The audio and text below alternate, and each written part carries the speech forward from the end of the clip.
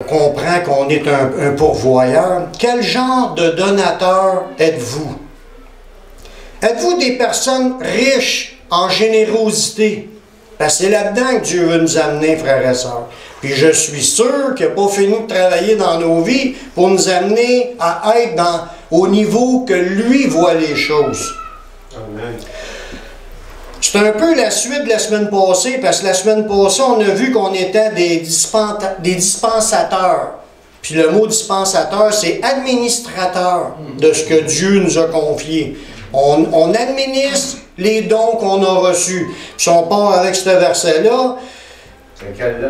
Ça c'est dans 1 Pierre 4,10, ça nous dit « Comme de bons dispensateurs, administrateurs des diverses grâces de Dieu, que chacun de vous mette au service des autres le don qu'il a reçu. » Là, Paul a écrit cette phrase-là, dans ce sens-là. Mais pensez-vous que les gens ont reçu qu'un seul don? Non. Non. C'est minimum un don. C'est quand on dit la personne avait reçu 5 talents, l'autre 2, l'autre 1. L'autre, ça, c'est dans la parabole. Mais dans notre vie, franchement parlant, pensez-vous que vous avez juste un don que Dieu vous a donné? Que ce soit physiquement, que ce soit mentalement, ce que vous avez, ce que vous êtes, y a juste une affaire de bon ou que Dieu pourrait se servir dans notre vie, ou s'il y en a plusieurs? Le premier, c'est d'aimer. Ça fait partie de notre service. Le faire par amour, c'est le mobile. Pourquoi qu'on fait les choses? Parce qu'on aime Dieu, qu'on aime le monde, c'est le mobile.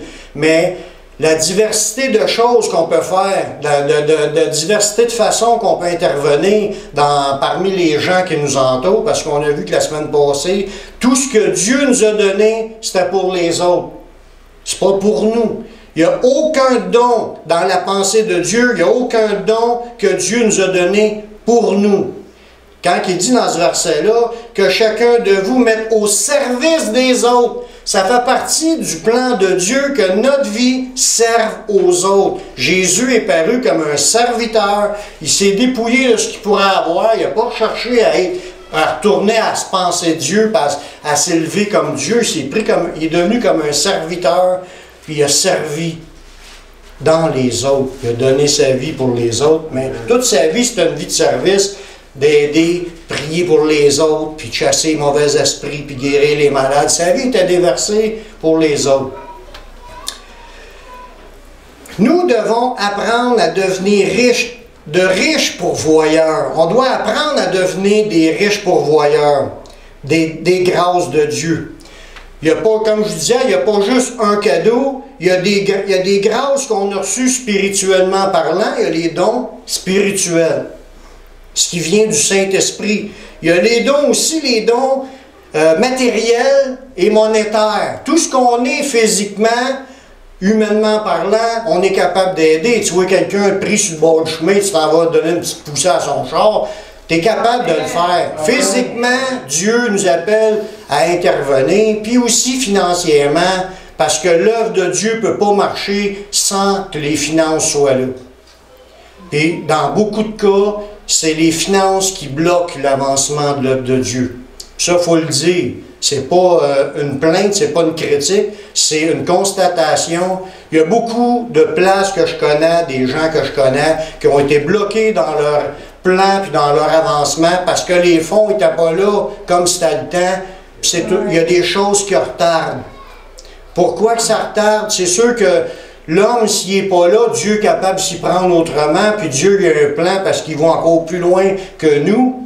Mais je peux vous donner des exemples de ça, comme ben là, je ne voulais pas embarquer dans cette idée-là, mais mettons un exemple, la station de radio des Juifs qu'on a présentement. On est en onde à Montréal. La station est dans nos mains présentement. On gère 7 jours par semaine le temps d'antenne.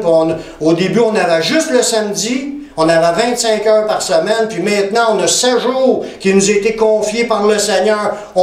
La station, on pourrait l'acheter pour qu'on soit réellement propriétaire là, mais l'argent n'est pas là. Fait que André Joly continue à faire l'œuvre, à servir, à placer l'horaire, à faire marcher tout ce qui est diffusé en ondes. Puis en passant, ça a un impact incroyable. Dans trois émissions en anglais qu'on passe, puis qu'il y en a une en français aussi, qui appartiennent à Aujourd'hui l'Espoir. Savez-vous combien d'appels qu'ils ont à gérer dans un mois? Au-dessus de 10 000 appels par mois, que le monde appelle puis avoir des informations. Juste sur 4 émissions, parce qu'ils donnent le numéro de téléphone d'Aujourd'hui l'Espoir à la fin. 10 000 par mois, puis là, ils sont débordés, ils ne savent plus comment faire pour répondre aux appels.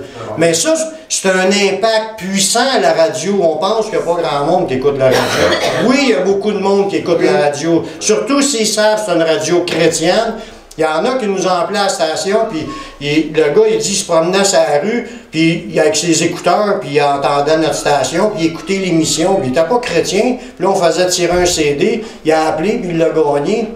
Puis il nous a conté ça, qu'il était sur la rue, puis il y a du monde sur la rue, ils sont dans leurs autos, ils écoutent la radio, puis ils tombent là-dessus, puis ils écoutent les messages qui parlent du Seigneur, puis de la foi en Dieu, puis le salut est répandu sur les ondes par la radio à Montréal. Il y a un potentiel de 2 millions d'habitants qui entendent la radio. C'est extraordinaire.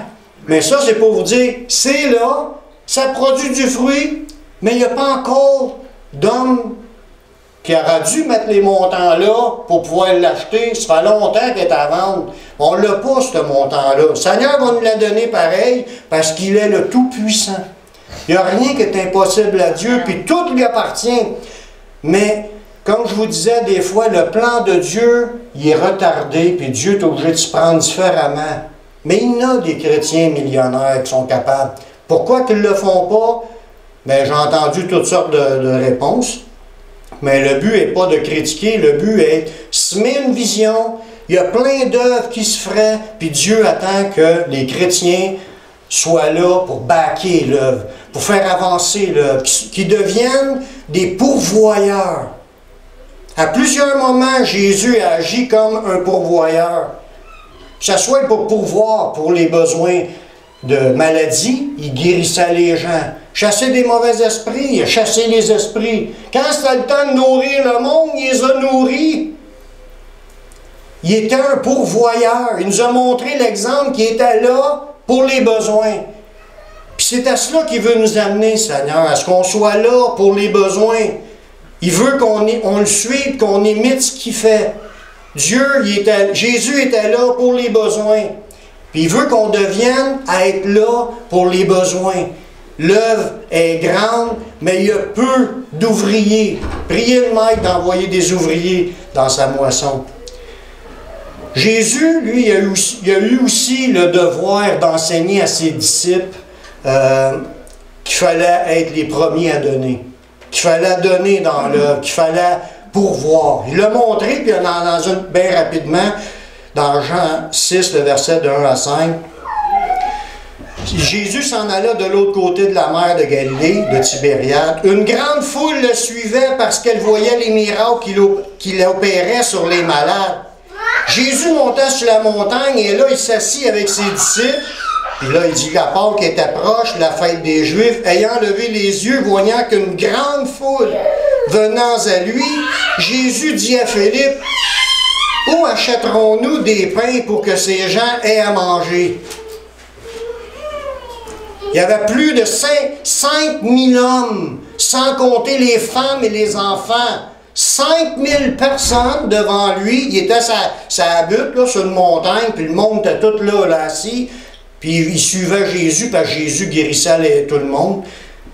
Puis là, Jésus pose la question à Philippe. Il dit, où achèterons-nous des pains pour que ces gens aient à manger? Puis il dit cela pour l'éprouver, car il savait ce qu'il allait faire. Mais dans ce verset-là, dans le même passage, dans Matthieu 14, 16, c'est le même passage, la même histoire. Mais Jésus avait rajouté une autre phrase. Les disciples disaient, envoyez-les pour qu'ils aillent se nourrir. Jésus a dit, ils n'ont pas besoin de s'en aller. Donnez-leur vous-même à manger.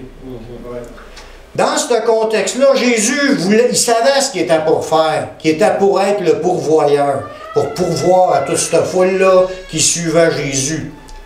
Mais Jésus voulait faire prendre conscience à ses disciples. Ses disciples, eux autres, c'était « envoyez-les ». Puis ils vont dans d'autres versants, on va dire « où est-ce qu'on va prendre tout l'argent que ça va coûter pour pouvoir… où est-ce qu'on y a-t-il une boulangerie assez grosse dans le coin pour nourrir tout le monde? » Parce que c'était pas en grosse quantité comme aujourd'hui. L'idée, c'est que le premier obstacle que les gens se mettent, c'est toujours la capacité de pourvoir. On a-t-il les moyens? On n'est pas capable, on n'a pas l'argent. Ce que Jésus recherche, il recherche bien plus du monde qui ont à cœur de faire avancer, puis ils vont aller au-devant en croyant que Dieu est capable de faire un miracle pour pourvoir. Amen. Amen. Comme je vous disais tantôt, là, la radio, si on aurait attendu en regardant « oh, on n'a pas l'argent, oh, on n'a pas l'argent », puis on était confrontés à toutes sortes de situations difficiles, ça prenait des montants. Le Seigneur a toujours pourvu ce que ça coûtait à chaque moment, puis à chaque déplacement, il a toujours pourvu. On a juste à dire, on continue, c'est le plan de Dieu, puis Dieu va pourvoir. Mais Dieu cherche des gens qui sont prêts à avancer pour être dans ce courant-là, d'avancer pour être un pourvoyeur. On pourvoira avec ce que Dieu va pourvoir. On veut-tu avancer? C'est là la question. Puis Dieu veut nous ouvrir les yeux autant qu'il est obligé de parler aux disciples pour les guérir. Hein? Oui, c'est à vous autres, donnez-leur à manger. Ayez la vision que c'est votre rôle maintenant d'être les pourvoyeurs. C'est ça que Dieu veut nous amener. Il a fallu qu'il enseigne ses apôtres, puis je pense que nous autres, ça, on a besoin d'être enseignés. Même si ce n'est pas écrit, il y en avait eu d'autres occasions que Jésus il a demandé aux disciples de donner aux pauvres. Comme qui est dit dans Jean 13, le verset 27 à 29. Ça, c'est quand que Judas, Jésus a dit qu'il y en a un de vous qui va me livrer, puis celui que je dois donner le morceau trempé, c'est lui qui va me livrer. Puis dès que le morceau fut donné, ça dit Satan entra dans Judas, puis Jésus il a dit ce que tu as à faire, fais-le promptement, fais-le rapidement, vite, va faire ce que tu as à faire. Mais là, ça nous parle du contexte de la pensée des autres. Mais aucun de ceux qui étaient à table ne comprit pourquoi il disait cela. Car quelques-uns pensaient que, comme Judas y avait la bourse, Jésus voulait lui dire « Achète ce qu'on a de besoin pour la fête » ou qu'il lui commandait de donner quelque chose aux pauvres. Donc, c'était déjà normal pour les disciples, à ce temps-là, c'était à la fin de leur vie de contact avec le Seigneur, à la fin de leurs 3 ans, Jésus était pour mourir, là. Puis là, ils savaient que ça pouvait arriver que Jésus demande de donner de l'argent aux pauvres. Parce qu'il y avait cette idée-là enseignée par Jésus, puis c'était comme, ça arrivé plusieurs reprises que Jésus aurait pu dire « donne ça, donne ça, donne ça ». Pas juste une fois la multiplication des pains. C'est arrivé 2 fois à ce qu'on sache, mais ça a peut-être arrivé en d'autres occasions, puis de d'autres façons. Jésus, il a enseigné à devenir généreux. En tant que chrétien, il enseigne ses enfants à être généreux. Puis il a enseigné aussi comment s'enrichir matériellement et spirituellement. Il y a une façon, il y a une formule que Dieu a donnée. Tu veux être béni par Dieu, tu veux être dans l'abondance, matériellement et spirituellement. Dans une de ses enseignements, dans Luc 6, 38, il dit « Donnez et il vous sera donné. » Tu veux recevoir, c'est bien beau. Seigneur, donne-moi, donne-moi. Oui, on veut tout ce que Dieu veut nous donner. Mais il dit avant, il dit donne, puis il va t'être donné. Amen. Amen. C'est extraordinaire. C'est une promesse de Jésus. Tu veux prospérer physiquement puis spirituellement, je ne te dis pas que tu vas devenir millionnaire. Je ne parle pas sur la doctrine de la prospérité, là, puis que tous les chrétiens vont devenir millionnaires, c'est faux. Mais Dieu peut en faire venir des riches, par exemple. Dieu peut faire que de ses enfants deviennent à être des pourvoyeurs, puis qu'ils soient utilisés par Dieu pour faire avancer l'œuvre de Dieu. Amen. Amen. Amen. Donnez, il vous sera donné. On versera dans votre sein, ça c'est votre intérieur, une bonne mesure, serrée, secouée et qui déborde, car on vous mesurera avec la mesure dont vous vous serez servi. Ça veut dire, tu veux, Dieu voit ce qu'on fait, puis il voit si on est séraphin, si on est avare, ou si on est riche, généreux, libéral, prêt à tout donner. On donnera notre chemise. Dieu le sait, mais Dieu, il veut qu'on apprenne, qu'on récolte ce qu'on sème, puis on va recevoir selon ce qu'on a, la manière qu'on aurait été avec les autres. Une mesure serrée, secouée ou qui déborde. Quel genre de mesure vous voulez que Dieu mesure pour vous? Mais vous allez recevoir dans la même quantité que vous êtes capable de donner. Il faut apprendre à donner, à faire avancer l'œuvre de Dieu, c'est la priorité. Il ne nous le dit pas dans un autre verset, cherchez premièrement le royaume et la justice, et toutes les autres choses vous seront données. Il faut que tu sois les yeux sur l'œuvre de Dieu en premier. Tu appartiens au Seigneur. Tu es un administrateur des choses du Seigneur. Tout ce que tu as appartient au Seigneur, puis le Seigneur veut que tu t'investisses pour son œuvre. Amen. Amen. Amen. Gloire à Dieu. On s'entend des Amen. Merci Seigneur. Dieu ne regarde pas au montant nécessairement, parce que des fois, il y en a qui savent qu'ils n'ont pas beaucoup. Puis des fois, ça pourrait être décourageant. Oh, ben j'ai donné 1-2 cette semaine. Ouais, mais si tu étais quelqu'un sur l'aide sociale, Dieu ne s'attend pas que tu signes ton chèque, là. Quand tu donnes 2 piastres, là, tu es en train de donner ton nécessaire, tout ce que tu avais pour vivre. Au prix qu'ils sont éloignés, là, puis l'électricité, puis la bouffe, là, Dieu ne s'attend pas que tu lui donnes toute ta paye, là.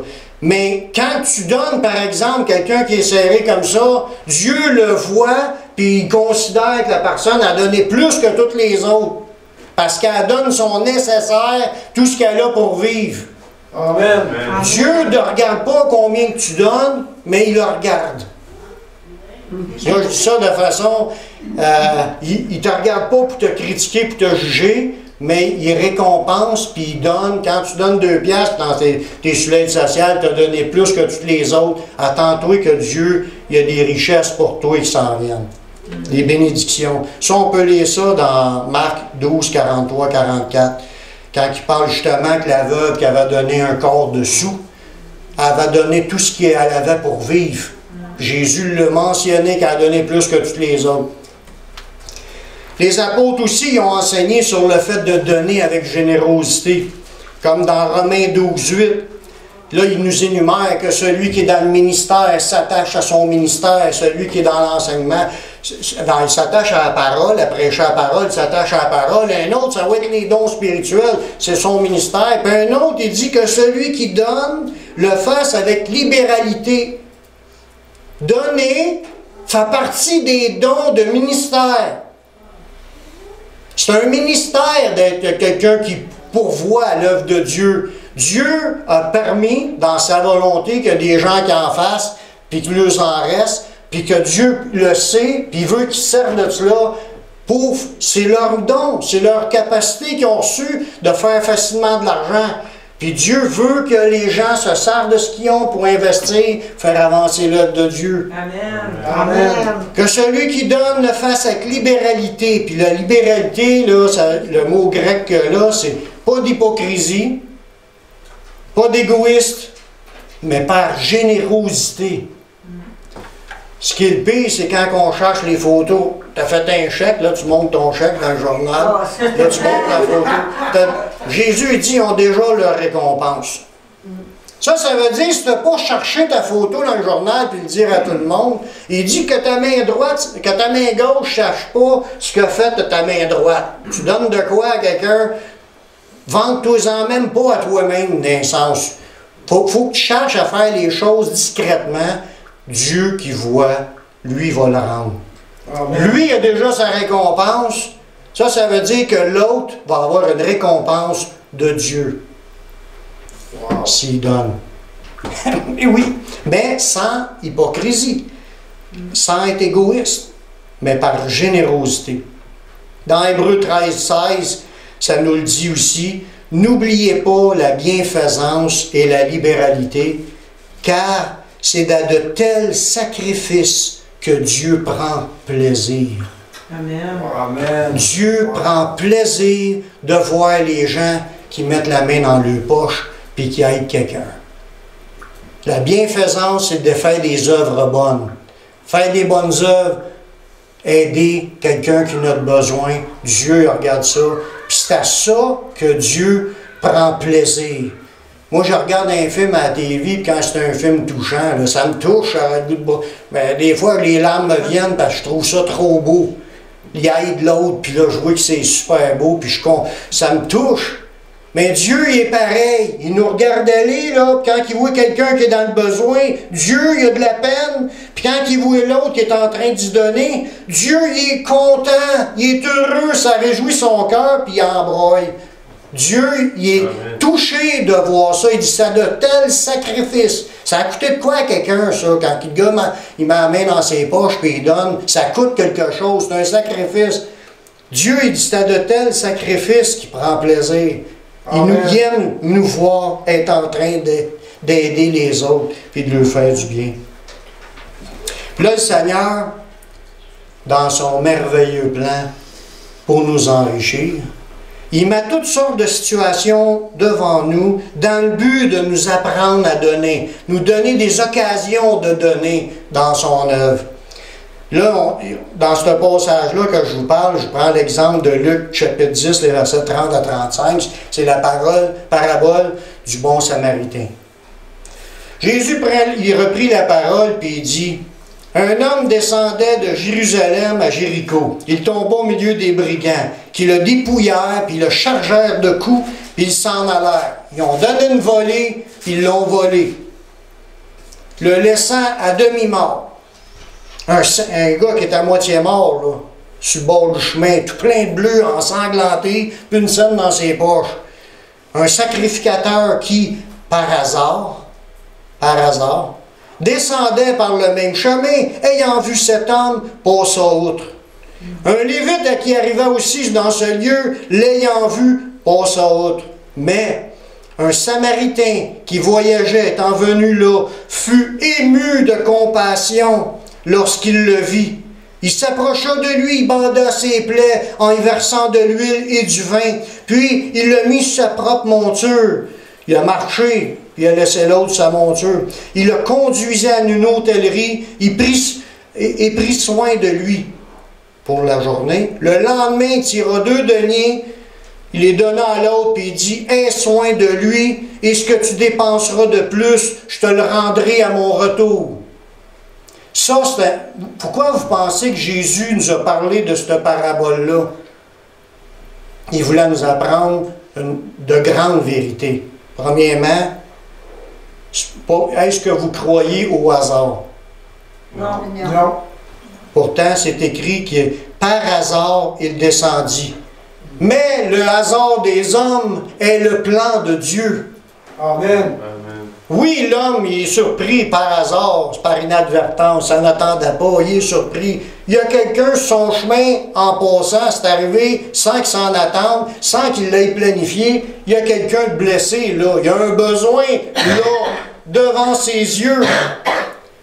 Mais c'était le plan de Dieu. Pas que Dieu l'a fait, mais Dieu a permis que ce gars-là passe là, à ce moment-là, dans le but qu'il intervienne.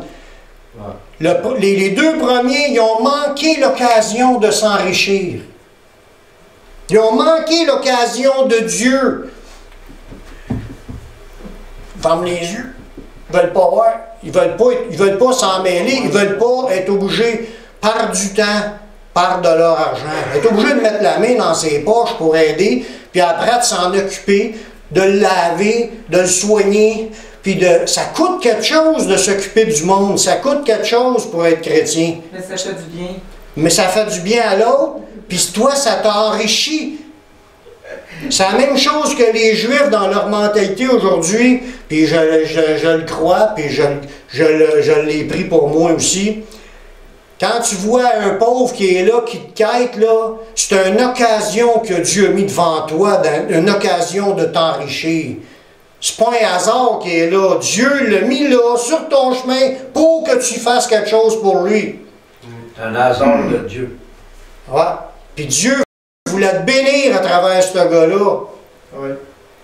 Pas que qu'est-ce que le gars va te remettre, parce que tu ne donnes pas dans le but de recevoir, tu le fais pour servir le Seigneur. Mais le Seigneur qui voit les choses, lui va te le remettre. Tu vas t'enrichir. Il dit, donnez, il vous sera donné. Amen. Amen. Puis tout l'exemple là, tourne même jusqu'au point que le gars était à l'hôtellerie, puis il en a pris soin de la personne, puis en plus, il a sorti encore la main dans ses poches, puis il a mis de l'argent sur la table, puis il dit à l'autre, il a payé pour que l'autre s'occupe. Il n'y a pas d'assurance maladie, puis d'assurance, toutes les assurances de compagnie dans ce temps-là. Là. Tu crevais de faim, tu étais là, tu as agonisé là, t'ont vidé de ton sang, personne ne serait occupé de toi, il serait mort. Il était à demi-mort. Mais il sera mort au complet. Mais Dieu veut nous faire comprendre là-dedans qu'il ne faut pas manquer d'occasion. Si tu as les moyens, là, tout ce que ta main trouve à faire avec ta force, fais-le. Parce qu'il n'y a ni pensée ni œuvre dans le séjour des morts, ce qu'on s'en va après. On s'en va dans une place où il n'y aura plus d'œuvre possible à faire. C'est ici, pendant qu'il fait jour, on est encore là, puis on a le temps de faire les œuvres. Amen. Amen. Dans les Actes des Apôtres, on voit qu'il y a eu une grosse famine. Je fais ça rapidement. Dans les Actes des Apôtres, on voit qu'il y a une grosse famine à Jérusalem. Puis Paul nous l'a confirmé dans l'épître de Paul aux Corinthiens que plusieurs églises des païens ont pourvu en aidant matériellement. Dans 2 Corinthiens 8, les versets 1 à 4. Là, Paul est en train d'écrire la lettre aux Corinthiens. Il dit, nous faisons connaître, frères, la grâce de Dieu qui s'est manifestée dans les églises de la Macédoine. La Macédoine, c'est un territoire qui n'était pas juif, qui était un territoire, il y a peut-être des juifs puis des gens du monde, il y en avait partout, mais l'idée, c'est que c'était des églises qui n'étaient pas des églises de Jérusalem. Mais ça dit, il y a eu une grâce qui a été manifestée dans ces églises-là en Macédoine, au milieu de beaucoup de tribulations qui les ont éprouvées. Ils ont eu une période difficile, les Macédoniens. Mais leur joie débordante et leur pauvreté profonde, on parle de monde pauvre. Quand on parle de pauvreté profonde dans ce temps-là, c'est du monde qui avait juste pour dire qu'il y avait de quoi manger. Il y avait juste une tunique sur le dos, il n'y avait rien dans la vie, sauf le linge qu'ils ont sur le dos, puis le peu de bouffe qu'ils peuvent aller chercher pour se nourrir dans leur journée. Ça, c'était la pauvreté profonde, s'il y avait de quoi manger, comme ça se passe présentement dans certains pays. Mais il dit, malgré qu'il y avait beaucoup de tribulations et une pauvreté profonde, ils ont produit avec abondance de riches libéralités de leur part. C'est qu'ils ont donné beaucoup au-delà de ce qu'ils auraient pu se permettre. Ils l'ont, je l'atteste, donné volontairement. Ils n'étaient pas obligés, selon leurs moyens. Ça, c'était pour aider les chrétiens de Jérusalem qui vivaient une sécheresse. C'était difficile. Ils ont donné volontairement sur leurs moyens, puis même au-delà de leurs moyens, nous demandant avec grande instance la grâce de prendre part à l'assistance destinée aux saints. Pour eux, bien qu'ils étaient pauvres, une pauvreté profonde, bien qu'ils étaient dans beaucoup de tribulations parce que l'Église du Seigneur était persécutée, ils ont demandé à Paul, on veut donner, on veut donner, on veut donner. Ils l'ont achalé. Ils savaient, Paul, qu'eux autres n'avaient pas d'argent, mais il dit, me demandant avec grande instance. Fait qu'ils ont insisté, ils ont achalé pour pouvoir avoir part, à pouvoir profiter de l'occasion de donner aux saints de Jérusalem. Les saints de Jérusalem, c'est les 12 apôtres avec les centaines puis les milliers de personnes qui s'étaient converties, qui allaient à l'église de Jérusalem. Ils étaient tous dans la misère, ils n'avaient rien à manger, par exemple une secousse, parce qu'il y avait une sécheresse, puis Paul, ça lui avait été demandé d'avoir de penser à eux, puis de nous envoyer de quoi, puis il a dit, je vais le faire. Puis là, ça nous dit qu'il a fait le tour des églises de la Macédoine, de ces églises pauvres-là. Puis pour eux, c'est une joie, ça dit une joie. Il dit, une joie débordante, malgré leur pauvreté profonde. Puis ils ont produit beaucoup de dons qu'ils ont donnés pour aider les saints, puis ils ont insisté pour le faire, même s'ils ne l'avaient pas, qu'est-ce que ça prenait. Ça, là, c'est un exemple, frères et sœurs. Dans la Bible, là, c'est un exemple de personnes qui n'ont pas manqué l'occasion de faire de quoi, de faire avancer l'œuvre de Dieu à Jérusalem. C'était pas leur église locale, là. Ils vivaient en Macédoine. Puis il aidait du monde à Jérusalem. Je n'ai pas checké la distance qu'il y avait, mais c'est comme si il y aurait à Longueuil, il y aurait une crise, là, une grosse famille, puis il faudrait aider une église de Longueuil, puis que là, nous autres, on n'a pas une scène, on est tous des pauvres, je suis quasiment sur l'aide sociale, puis on gratte, puis on ramasse, puis on leur donne une riche bénédiction. Pensant que je ne manquerai pas cette occasion-là de bénir Dieu, puis de bénir l'œuvre de Dieu dans ce que je vais pouvoir faire pour faire avancer son œuvre. Ça fait partie d'être, c'est ça l'exemple d'être un pourvoyeur. Quelqu'un qui a compris, qui n'est pas là pour lui, puis tout ce que Dieu nous permet de voir, mais c'est une occasion, c'est une bénédiction qu'on a de pouvoir s'enrichir.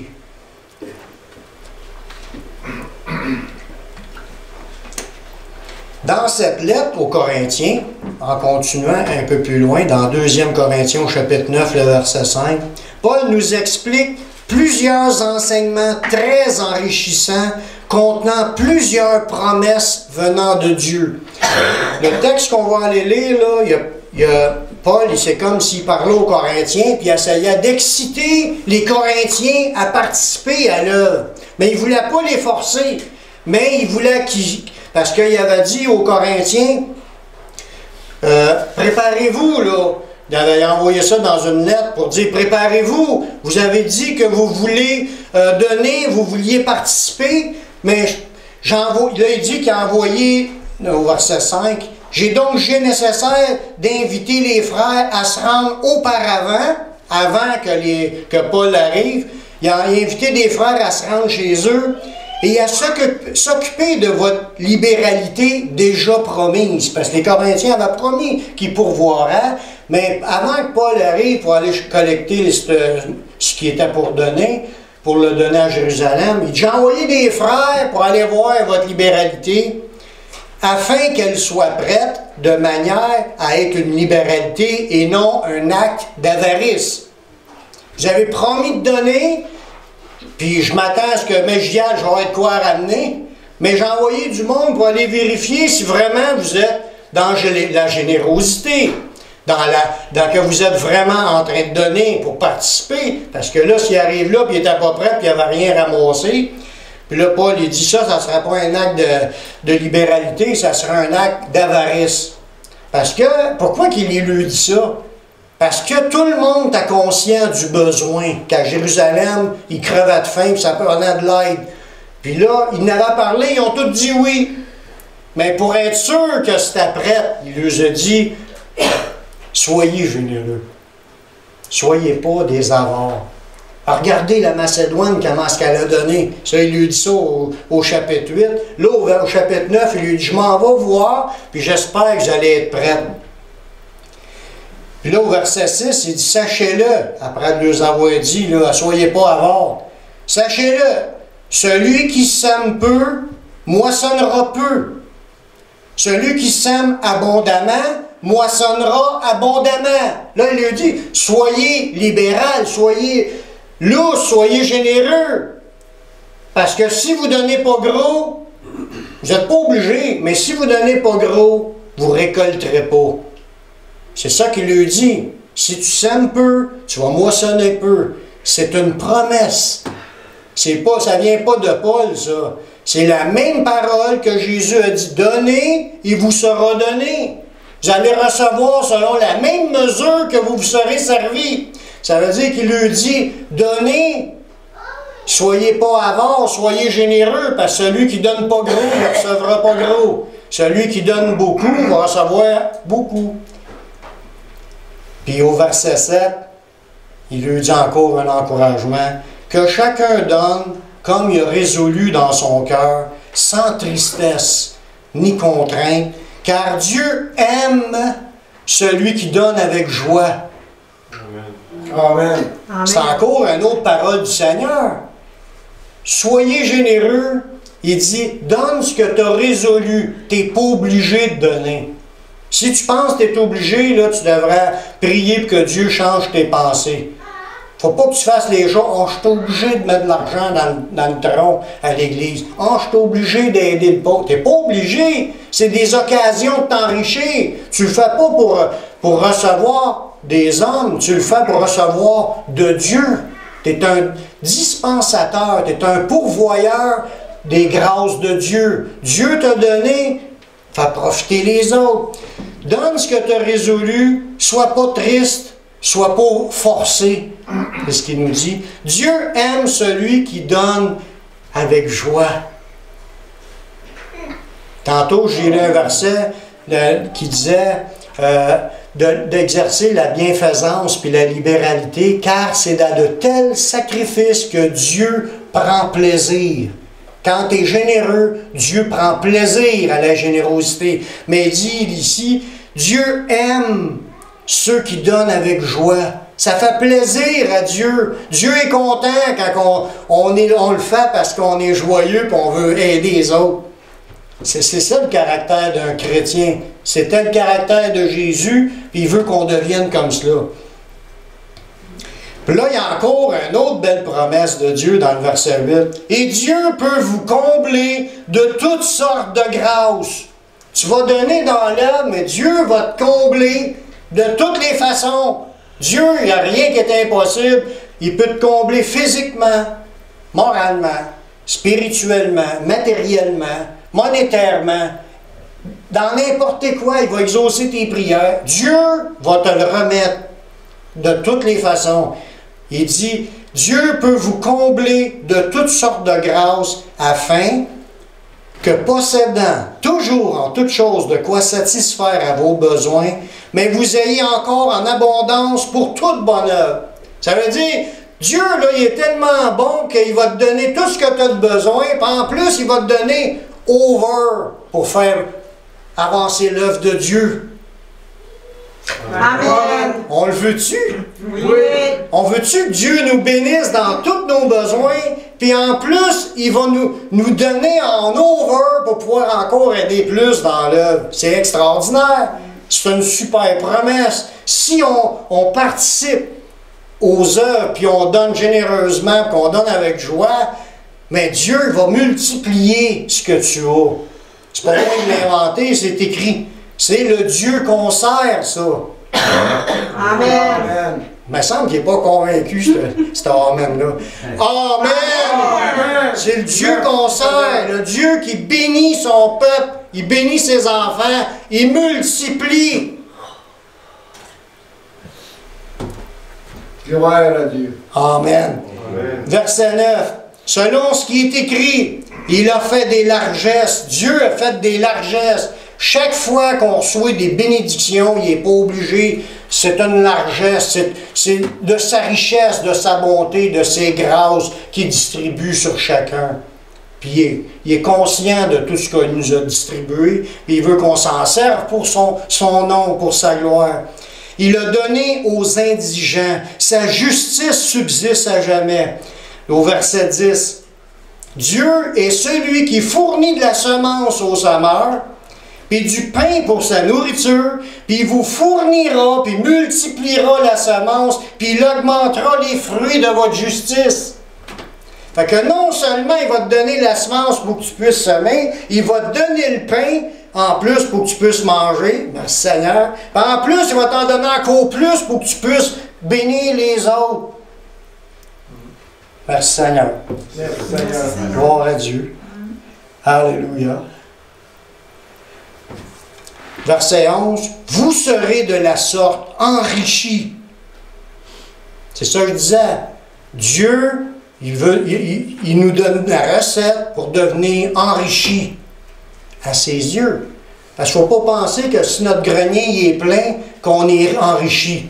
La parabole du gars que ce grenier était plein, puis il a bâti le plus grand grenier, puis il dit « Mon âme, réjouis-toi, mange, bois et te réjouis, tu as beaucoup d'abondance, tout ça. » Puis Dieu dit « Insensé, cette nuit même, ton âme va te redemander. Ce que tu as ramassé, ça va être pour qui? » Il dit « Il en est ainsi de celui qui n'est pas riche pour Dieu. » Mais il dit qu'il veut nous enrichir. Vous serez de la sorte enrichis. Enrichis comment? Parce que vous avez donné dans l'œuvre, Dieu va vous enrichir, vous ayez votre normal, ce que vous avez besoin de base. En plus, il va te donner encore plus, pour donner encore plus dans son œuvre. C'est de même qu'on est enrichi. Quand on réalise que tout ce qu'on a, ça vient de Dieu, puis si on investit dans l'œuvre de Dieu, on est en train de s'enrichir. Si le compte il reste dans le compte de banque, puis les richesses dans le grenier, il n'y a aucune récompense pour ces affaires-là. Il dit, vous serez de la sorte enrichis à tout égard pour toute espèce de libéralité et par notre moyen, nous ferons offrir à Dieu des actions de grâce. Là, on rentre dans le but, pourquoi qu'il faut donner dans l'œuvre. Pourquoi qu'il faut profiter des occasions et aider quelqu'un quand c'est le temps, puis de faire avancer l'œuvre. Parce que le but, à la fin, de quand tu es en train de le faire, ça a produit quelque chose, le fait que tu l'aies fait. Ça a fait monter une action de grâce à Dieu. La personne qui a reçu, elle a dit « Merci Seigneur de ce don-là, on en avait besoin, puis là il pourvoit. Alléluia, merci Seigneur, toute la gloire te revient. » Ils viennent de glorifier Dieu. C'est ça le but, pourquoi qu'on a donné. Dans le but que quelqu'un dise merci au Seigneur, ça glorifie le Seigneur. C'est à cause de cela que Dieu va nous en donner encore plus, pour qu'on donne plus, qu'il y ait plus de merci au Seigneur. C'est ça qui est le but. Ça dit, car, le verset 12, le secours de cette assistance, non seulement que ça pourvoit aux besoins des saints, le fait d'aider, ça pourvoit le besoin, mais il est encore une source abondante de nombreuses actions de grâce. C'est que les gens, après ça, vont dire merci au Seigneur, Dieu va être glorifié avec nos actions, puis ça va bénir Dieu. C'est ça le but, pourquoi il faut être généreux. On le fait pour le Seigneur, puis le monde qui vont dire merci au Seigneur après, ça bénit le Seigneur, ça glorifie le Seigneur. Le Seigneur est fier de voir qu'il y a du monde qui a ouvert la bouche pour le glorifier. En considération de ce secours dont ils font l'expérience, ils glorifient Dieu de votre obéissance. Parce que quand tu es chrétien et tu es dans le besoin, là tu cries à Dieu, puis Dieu pourvoit. Merci Seigneur d'avoir mis à cœur à ces gens, puis en plus ils ont obéi. Ils t'ont obéi. Puis en plus, toute la gloire t'en revient, Seigneur, parce que tu les as mis à cœur, ils ont obéi, puis là je te rends gloire à Dieu. Fait que c'est là qu'on se trouve à accomplir le plan de Dieu d'être le pourvoyeur. Amen. Amen. Amen. Un dernier verset. N'oublions pas cette dernière parole d'encouragement qui va dans le même sens. C'est dans les Proverbes, au chapitre 22, le verset 9. L'homme dont le regard est bienveillant sera béni. Être bienveillant, là, c'est de veiller à faire le bien. Être toujours en éveil, toujours prêt à faire du bien. Mais il dit, l'homme qui a le regard, qui check toutes les occasions de faire du bien, là, sera béni parce qu'il a donné de son pain aux pauvres. Voyez-vous, Dieu voit tout. Il y a d'autres versets qui disent, sème ton pain à la surface des eaux, puis avec le temps, tu le retrouveras. Mais il dit ça, là, il dit, si tu es une personne qui donne de ton pain aux pauvres, mais Dieu, il voit. Puis Dieu voit que ton cœur est bienveillant, mais il dit tu vas être béni. Béni par qui? Béni par Dieu. Dieu veut nous bénir, mais il veut qu'on change notre approche, qu'on pense de bénir les autres, d'être prêt à donner, d'être un pourvoyeur. Prions. Amen. Seigneur, je te remercie pour ta parole. Tout ce qui est là, c'est super. Merci de ton œuvre que tu vas faire en nous pour nous rendre sensibles à ceux qui nous entourent. On ne vit pas pour nous, on vit pour toi. Et merci des occasions que tu mettras devant nous pour qu'on puisse faire avancer ton œuvre. Donne-nous d'être sensibles, d'avoir un regard bienveillant, d'avoir chaque moment, les occasions que tu mets devant nous pour qu'on puisse te bénir. Que tu puisses être glorifié par notre intervention. Seigneur, que notre vie puisse servir à te glorifier. Puis merci de ce que tu vas faire à travers nous dans le nom de Jésus. Amen. Amen.